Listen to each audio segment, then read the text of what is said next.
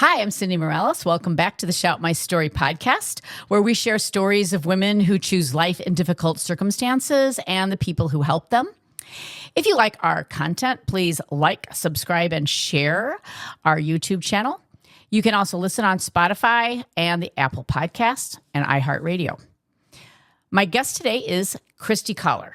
Now, Kristi, for short, shared her story with us a few years ago, and it's on our website. At that time, she was a young single mother from rape, a full-time college student, and a strong pro-life advocate and speaker. So I'm looking forward to hearing what's happening to her since then. Now, Kristi, that was a few years ago. So first, welcome to the show. Thank you. I'm so happy that you were able to come on, and I want to hear how you're doing and what's going on with you now. But first, let's go through your story. Sure. Tell me a little bit about your life leading up to when you were raped. Okay, sure. So, well, honestly, there's a lot, but I'll try to keep it short. When I was really young, I grew up in a really abusive household with my mother's side of the family. Not her herself, but just the people she brought into our lives, particularly men, were really abusive. And so that was like my beginning time. I didn't know my real dad until I was 3. And then once I met him, I got to know him a little better. He got custody of me in an emergency custody session when I was 7, and then I moved in full time with him. And that's when I started going to church. It's actually funny. I started going to church before he did because, he had some friends that went and they offered to take me. So I started going to church with them. And then eventually he started joining us. And, so that's how I found my faith as a Christian. And then, after that, I got really involved in church. I was working in the nursery, helping kiddos, and being involved any way I could. And then in 8th grade, I started going to a Christian school, and I loved it. And I went from 8th grade through 12th. I graduated there. So at the time of my assault, I was 17. I was in my senior year of high school there at the Christian school. I was, again, super involved in my church. So the typical, like, good Christian girl, if you will. And also I fell in love with acting. So I had auditioned for my dream school in New York. And I had, just around that time when my assault happened, gotten accepted. And I was living in Montana, so it was like a cross the country move that I was prepping for around the time that all of this happened. Okay. And how did you meet the guy who raped you? I actually met him at church. He was in our youth group. His parents were really involved in the church. And we became friends. But the reason that I ended up with him that night is because I needed a ride home from a Christian dance that I was at, and I knew he had a car, so I asked him for a ride home, and he was your friend, so you had every reason to believe he would just give you a ride home, right? Exactly, yeah. And I knew, at 17, not everyone has vehicles yet. So, your options of rides are, what they are. And so, yeah, as a friend, I thought for sure I would have a safe ride home from him. And then, as much as you want to share, what happened? Well, he picked me up and then drove me to the fairgrounds, which was not my house, obviously, and locked the doors and didn't let me out of the car. And it was one of those, like, fight or flight.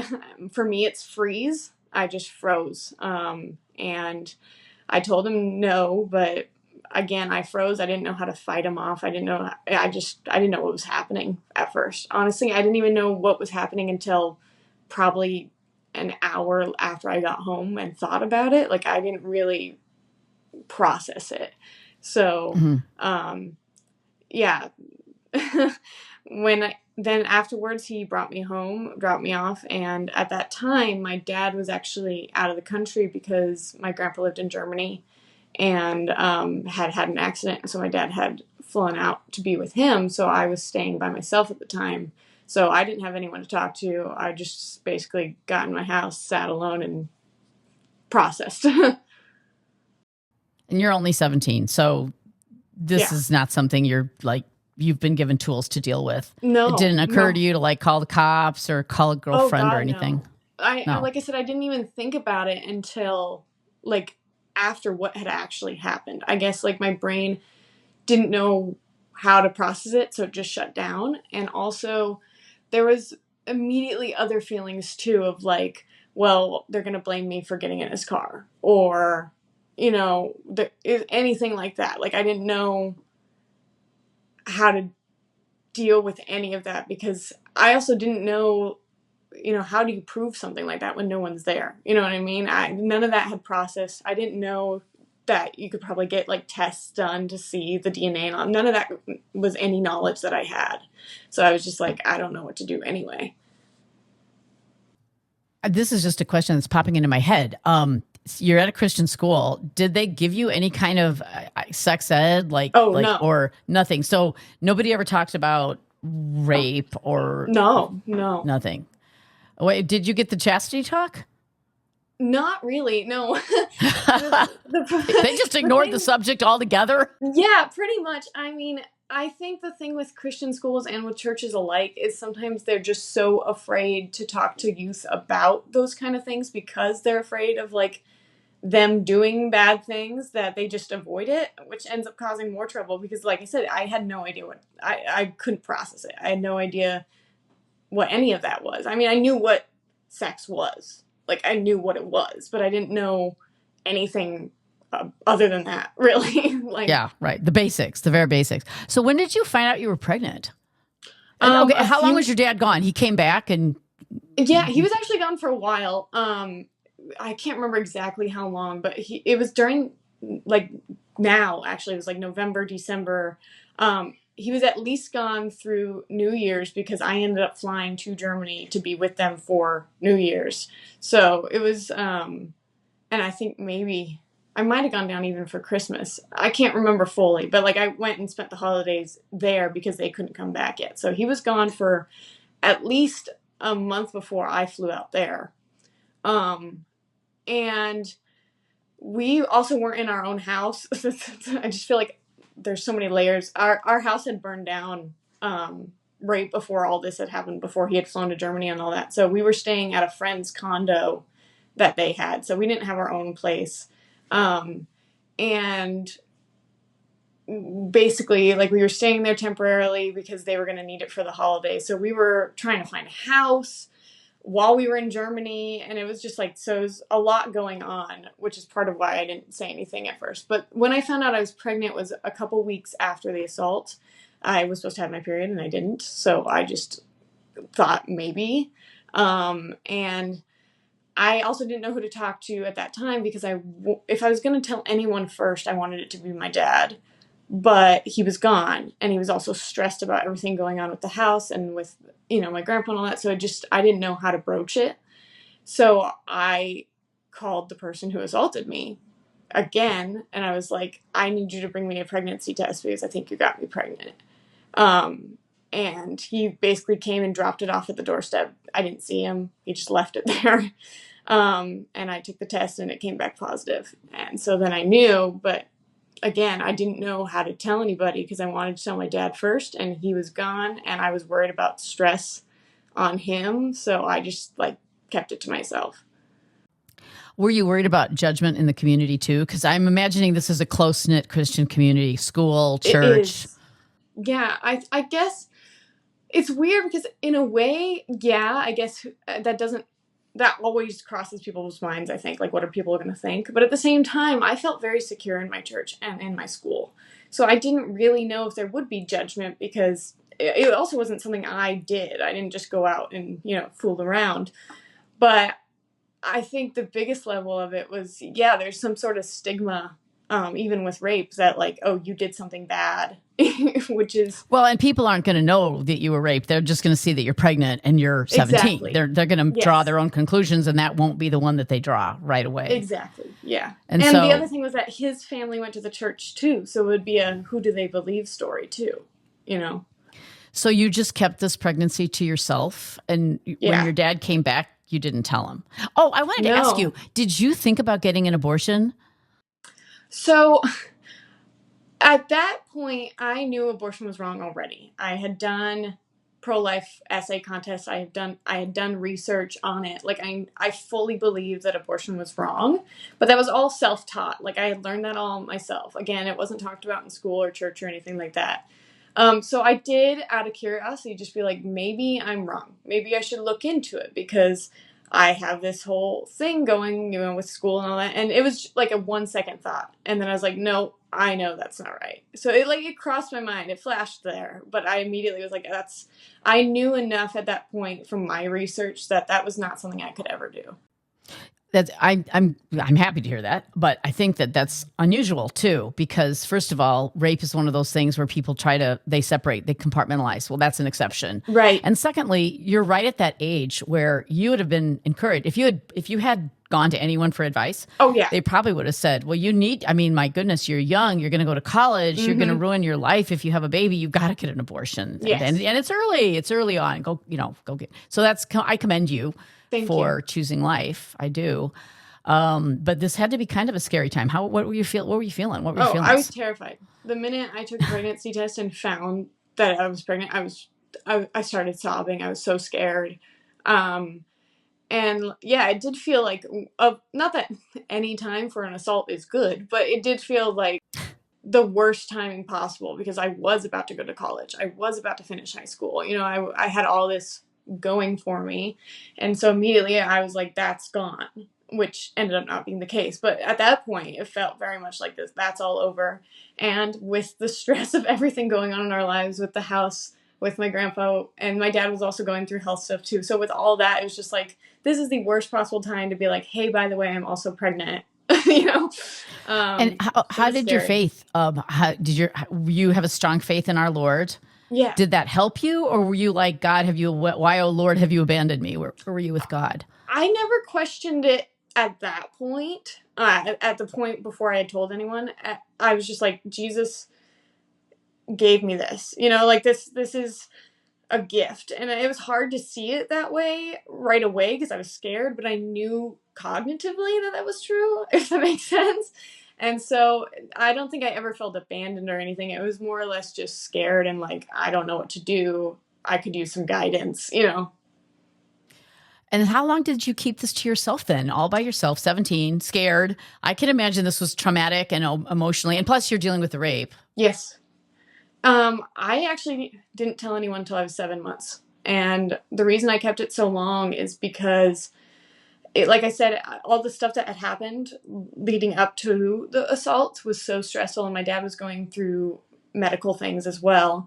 And so that was like, okay, I need to wait. And then he got home, and then he had another medical scare. So then I was like, oh, I need to wait a little longer. And then at that point, a few months had passed, and then I was like, now I don't know how to tell him because I didn't tell him right away. And now I feel bad that I didn't tell him. And it just, it like built on each other, on everything. And eventually it got to the point I was very tiny in my pregnancy, so people didn't notice for a long time. But once I got around 7 months, people were starting to wonder and say stuff. What's wrong with you? Yeah. So by that and point, this is, you must be getting close to graduation right now. Oh yeah. Right. I graduated, I think 8 months, May, June. No, 7 months. So yeah, I graduated right around that time that people started finding out. How did it happen? Well, I was working closely in the school play. As I said, I love acting, and my director was with me all the time, and she started noticing on stage that I was maybe showing. And so she talked to my pastor, and my pastor called my dad. And it was just like, is this happening? And my dad was like, there wasn't any kind of whisper campaign like, oh my gosh, she looks pregnant. I mean, there probably was, but I didn't hear of it at that time. I started to hear a little more after, but at that time I didn't really hear anything. It was just like, she called my pastor called my dad. He had no idea. But I'm sure I wouldn't be surprised if people had said stuff, looking back, I'm like, it was obvious, even to me through pictures and stuff, like people had to know. So how did your dad respond? He had to be shocked. Yeah. He came up to me and he asked me, he was like, I got a call. I need to ask you a question. And, I have to be honest, I don't have the best relationship with my dad. He's not the best. But at that current moment, he handled it really well, which I'm very grateful for. He was like, I love you, it's going to be okay. And, telling me like he was sorry that I had felt the need to hide it for so long, and that he thought that I should have celebrated, and that the baby deserved to be celebrated and all that. So it was all, luckily at first, very, very gentle and kind. But did he find out how you conceived? Did you tell him what happened? And then how did he respond? He immediately was like, okay, we need to go talk to the church. We need to, figure out if we need to press charges, like all that. He kind of took over. He got me to my first doctor's appointment at 7 months pregnant, like all that we had to get caught up on. And we went and we met with the church pastors and with the guy who assaulted me and his parents, all of us together in a room to basically talk about what had happened. Pretty much immediately he got that set up. So, and how did that go? Yeah, well, we had a sit-down meeting, and I told them what had happened, and surprisingly, the guy who assaulted me agreed. He like admitted it. He was like, "Yep, that's what happened," which was shocking to me. I thought for sure. I'm a little, I'm always a little perplexed. Like, why did he think that was okay? Did he think that was okay? Was he like, I'm really sorry? Where was he coming from on this? What I found out through that meeting is like, he thought, I mean, I'm sure he didn't know it was okay, but he was trying to play the thing of like, well, I thought she wanted it. But right. Yeah, but I said no, and he was like, and my pastor was like, did she say no? And he was like, yeah. So I don't know. I think at that point it was more or less that he felt caught, and he just, you know what I mean? Like he just I don't know. So is there a reason you guys didn't call the police at that point and say, I want to prosecute this guy? Yes, because my pastors told me not to, which is where my trouble with the church comes in. This meeting happens. He admits that he assaulted me. And immediately I'm like, weight off my shoulders. Great, we can handle this. And instead, my pastor's like, you need to get married. That's the craziest thing I ever heard of in my life. Yeah, I know. Same. He was like, you have to get married. I want you guys to walk hand in hand in church. All like very immediately it was like visual.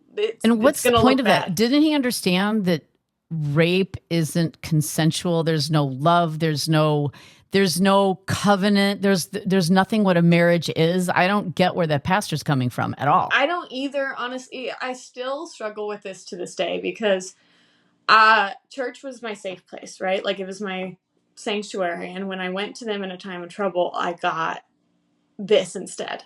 They were like, you need to get married. You need to walk in the church. They also said that if I didn't follow through, that I would be harming my daughter by not giving her a father, and that I wouldn't be allowed to go to the church anymore because I wasn't taking the advice of my pastors. So, oh my heavens. Okay, so if you could talk to that pastor now? You're a grown up now. Okay, it's been a few years. What would you say to them? And all pastors like, okay, I'm going to give some advice to the church now on how to handle this. That was wrong. Yeah. That was obviously crazy. That guy sounds crazy. I mean, I don't think, honestly, I don't think that this is the typical way a pastor would respond. Like any random pastor would not respond that way. I think this guy's nuts. Off camera, maybe you can tell me what denomination that was, but I'm curious. But what would you say to pastors who are confronted with this kind of situation, or even just unwed pregnancy in general, and pregnancy by rape in particular? Yeah, well, honestly, after I started telling my story, a lot of people reached out to me and said they had similar experiences, which is terrifying. That is terrifying.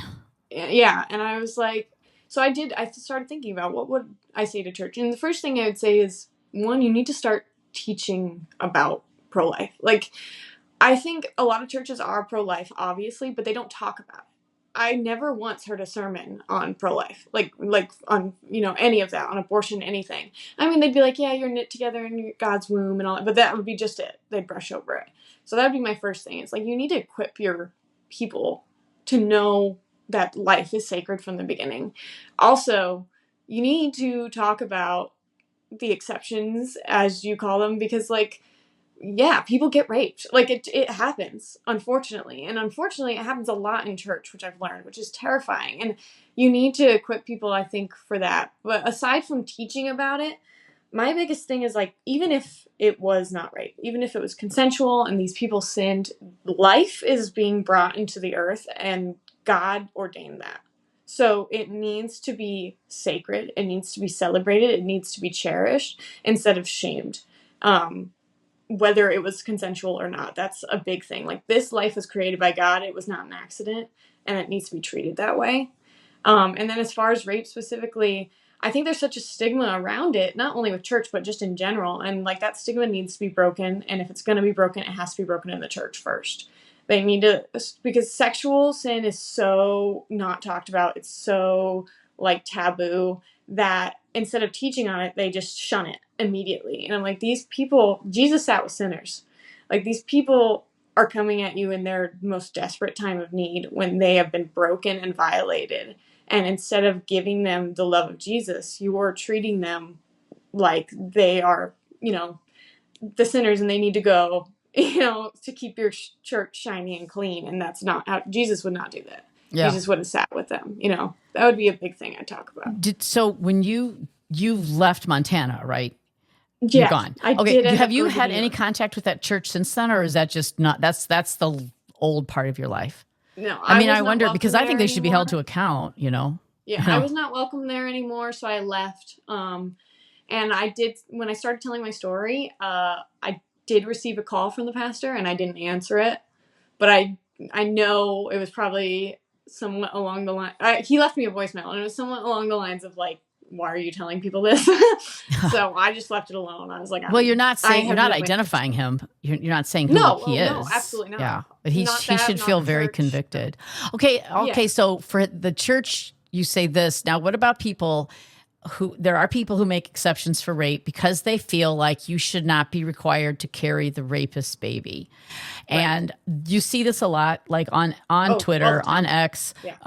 That's like one of the things they shriek about it. Like, how dare you? How dare you even suggest this? It's so not compassionate. So what would you say to people who say that? First thing, rapes account for like 1% of abortions. Mm-hmm.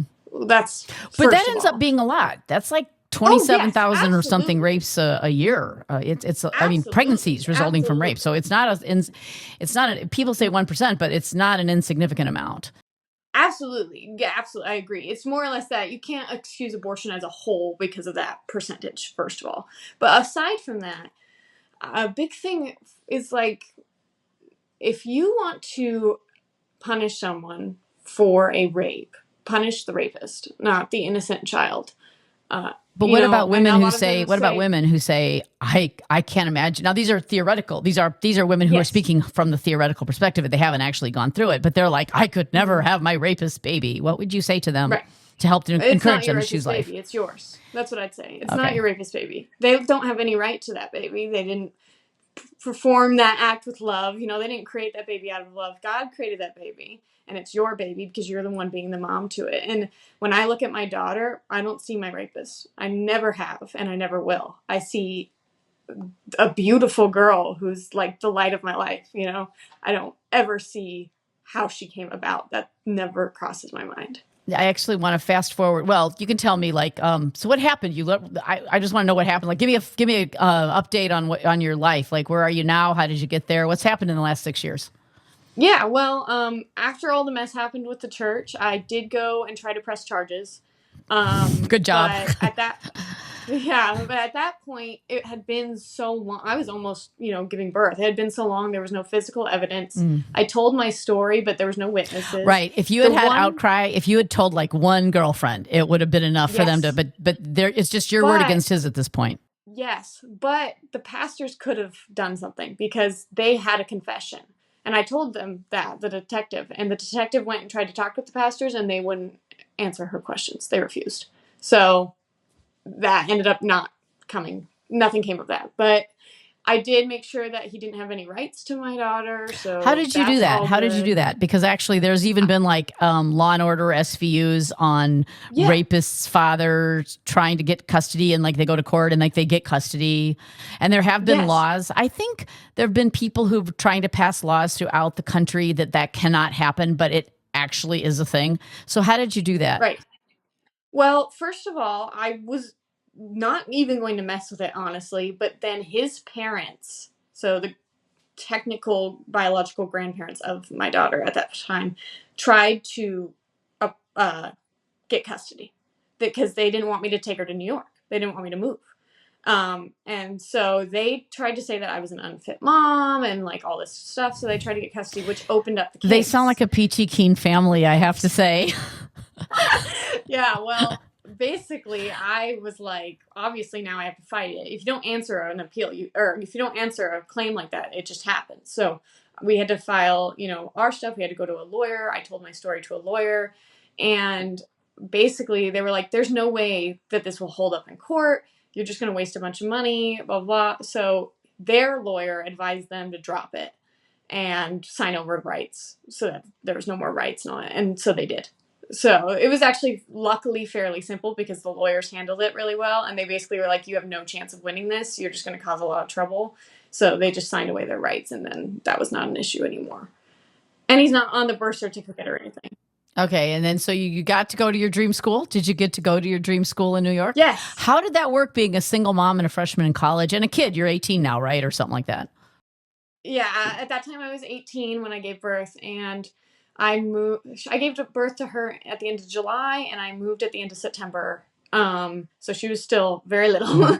And my dad came to New York so that he could watch her while I was in school. And it was hard because, as a newborn, you don't sleep. Yeah, right. So I didn't get any sleep, and I was at a very strict conservatory. You were not allowed to be absent. There was no absence policy. Are you here for acting? Did you go for acting? Yes. Okay. Yes. Mm-hmm. Yeah, and it's a strict conservatory. You could not be late. You could not be absent. And they called me right before school started, and they were like, "We don't think you can do this as a mom. Like, we don't. We recommend not coming." Because I had to call and tell them that what had happened. Well, not all of it, but, that I was a mother. Yeah. And they were like, "We don't think you can do this. We would recommend dropping out." And I was like, well, too bad. Because I'm going to come, and I'm going to do it.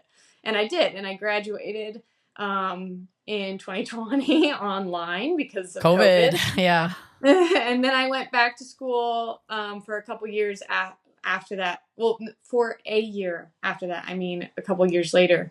To basically redo my last semester in person because acting is very difficult to do online. So they gave us the option to redo it. So I did that. So I kind of like double graduated again in 2022. Are you still in New York?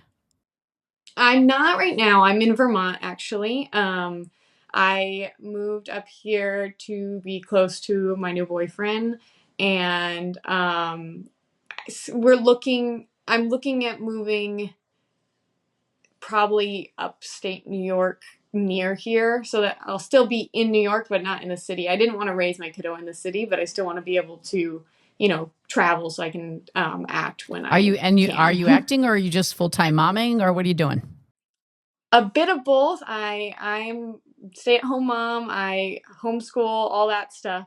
But I have been doing virtual auditions and stuff too. COVID really changed how acting works. Everything's virtual now until like you're hired and then things go. So I'm still doing that kind of stuff. I've been doing a lot of local things, and I teach acting lessons online too.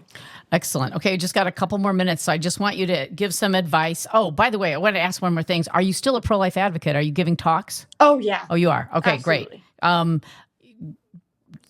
And your daughter's good and your dad's okay, but you said you're not having it's not the best with him right now. Yeah, it's just, family things. It's just stuff. Okay. Well, that happens. And hopefully that'll all get back together. One last thing in 30 seconds. So even if you hadn't been raped, you were at a point in your life where sensible people would have aborted because your life would be ruined. Right. So your life obviously hasn't been ruined. What advice do you give to women that they're just caught in that I'm young, I'm pregnant, I'm getting ready to go to college? Yeah. I was young and terrified, and I felt extremely alone. And I would just say, whether you realize it or not, you're not alone. There's a lot of resources out there, and a lot of people will shove down your throat that you can't do both. But I think the most women empowering thing I've ever learned is that you can. You can be a mom, and you can pursue your dreams, and you can do all of it. And there's lots of resources to help you do that. Oh, great. Okay. So thank you. Thank you so much for being on the show, and good luck to you in the future. I hope everything the best for you. Thank you. Hey, if you have a story that you'd like to shout out, please drop me a line at info@shoutmystory.org. I'm Cindy Morales. This is the Shout My Story podcast. Thanks for listening.